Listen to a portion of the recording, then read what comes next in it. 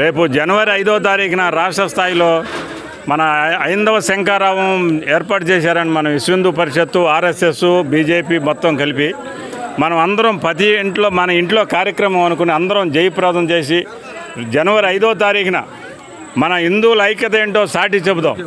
జై శ్రీరామ్, జై శ్రీరామ్, జై శ్రీరామ్, జై శ్రీరామ్.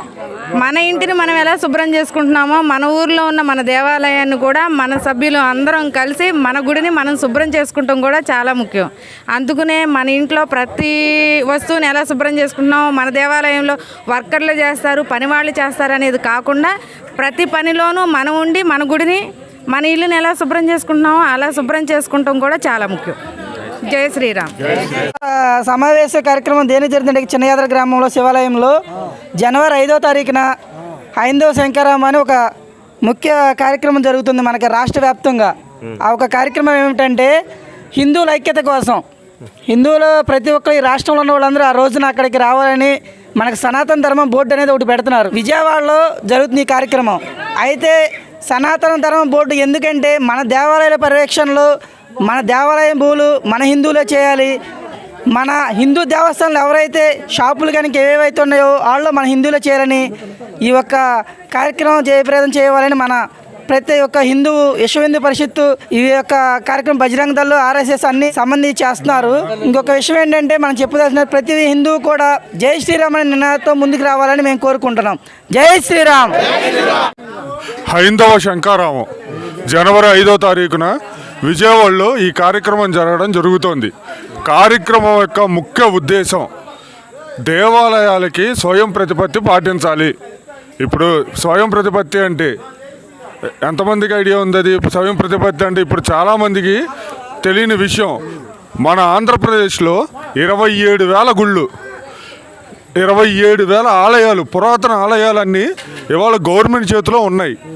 ఈ గవర్నమెంట్ చేతిలో ఉన్న ఆలయాలకి ఓన్లీ ఆదాయం గవర్నమెంట్ తీసుకుని వాళ్ళు వినియోగించుకోవడమే తప్ప ఈ మన దేవాలయాల్ని డెవలప్ చేయడాలు, మన భక్తులకి ఇలాంటి కార్యక్రమాలు జరిపించడాలు ఇలాంటివి నోచుకొని ఆలయాలు ఎన్నో ఉన్నాయి.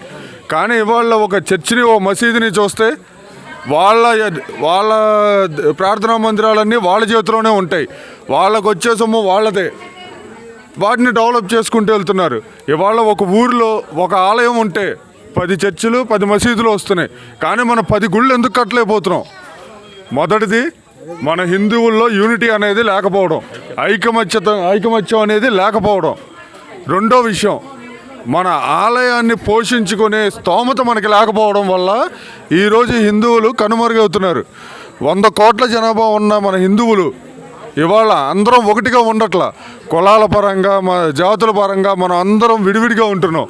కానీ అలా ఉండకూడదు, అందరినీ ఒకే దాటి మీదకి తీసుకురావాలి అని చెప్పి సంకల్పించి విశ్వ హిందూ పరిషత్ తీసుకున్న ఒక నిర్ణయమే మన హైందవ శంఖారావం. ఈరోజు విశ్వ హిందూ పరిషత్ కృష్ణా జిల్లా అధ్యక్షులు డాక్టర్ బూరగడ్డ శ్రీనాథ్ గారు ఆదేశానుసారం బందరు మండలం చిన్నయాదర గ్రామంలో పర్యటించడం జరుగుతుంది. ఈ శివాలయంలో అన్న సమారాధన కార్యక్రమం జరుగుతుంది. ఈ కార్యక్రమానికి అడుసుమిల్లి శ్రీనివాస్ గారు, మన చిన్నాపురం మునసబు గారు, ఆంజనేయులు గారు వీళ్ళందరినీ సంప్రదించగా ఈరోజు ఇక్కడికి రమ్మని చెప్పారు. ఈ బహిరంగ సభ యొక్క ఉద్దేశం ఏంటంటే మన దేవాలయాలను మనమే నిర్మించుకోవాలి. ముఖ్యంగా తిరుమల తిరుపతి దేవస్థానంలో లడ్డూ కల్తీ విషయంలో మన హిందువులు ఎంతో ఆవేదనకు లోనవడం జరిగింది. అంటే మన దేవాలయంలో అన్య మతస్థులు ఉన్నట్టు వాళ్ళందరినీ వెంటనే తొలగించాలి. అలాగే టీటీడీ మన దేవాలయాలన్నీ పర్యవేక్షించాలి. దేవాలయాల్లో అన్య మతస్థులు తీసేయాలి. రాజకీయ ప్రమేయం దేవాలయాల్లో ఉండకూడదు. రాజకీయ ప్రమేయం ఈరోజు చర్చి కానీ మసీదు కానీ వాళ్ళు దేవాదాయ శాఖ కానీ వాళ్ళకి ఏ శాఖలో లేవు. కానీ వాళ్ళకి 5,000 శాలరీ ఇస్తుంది గవర్నమెంట్. ఈ డబ్బు అంతా ఎక్కడిది?